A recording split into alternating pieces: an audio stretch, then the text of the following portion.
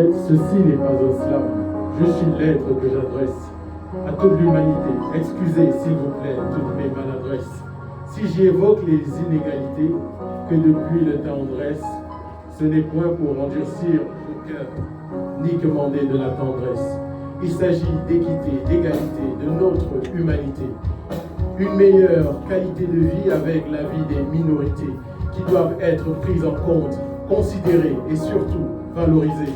Alors, mesdames et messieurs, excellente humanité, je viens très respectueusement auprès de votre haute bienveillance solliciter une place équitable pour toutes ces minorités, ces défavorisés, pour toutes les couches faibles et ces délaissés de la société.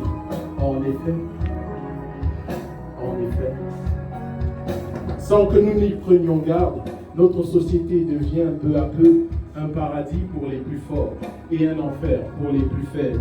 Car par ici, l'effort fourni par le plus faible est souvent étouffé par son handicap. On ne dira pas le grand prof de maths, on dira le prof albinos. Non, pas madame la directrice, mais juste celle qui avait des béquilles. Si d'aventure je slame bien, et si j'étais albinos, on ne dirait pas my name le slam master, on dirait le slammer albinos. On est captivé par leur tard, alors souvent on leur fait du tort.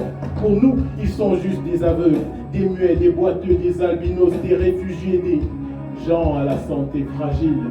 On les trouve trop différents, eux nous trouvent trop insultants avec notre gêne mal cachée ou tout au mieux, notre indifférence face à leur combat de tous les jours pour s'affirmer à leur tour face aux défis des exigences de ce monde capitaliste, des refus pour manque d'esthétique, des oui qui frisent souvent l'aspect pathétique, des relations antipathiques pour avoir perdu sa patrie. Essayer de prendre pied dans cette vie en chaise roulante, c'est comme dans un monde où l'inclusion marche avec des béquilles.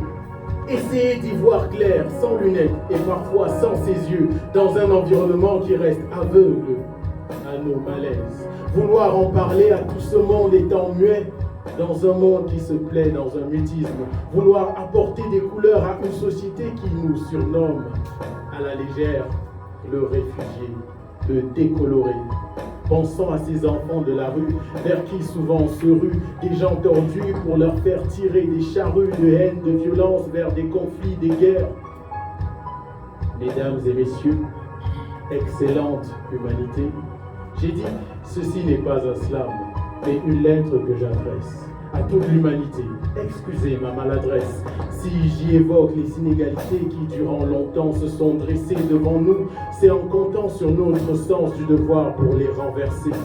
Mesdames et messieurs, excellente humanité, sachant pouvoir compter sur votre engagement pour l'humanité toute entière en quête de paix et de santé durable, je vous prie d'agréer mes remerciements et l'expression de mon profond espoir de voir émerger une société plus favorable à l'inclusion des couches les plus fragiles et des minorités, pour bâtir la paix dans le cœur des hommes et des femmes, avec l'art comme arme pour se forger une armure.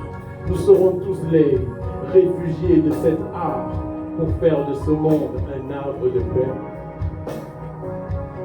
Car l'histoire raconte, oui, notre histoire raconte.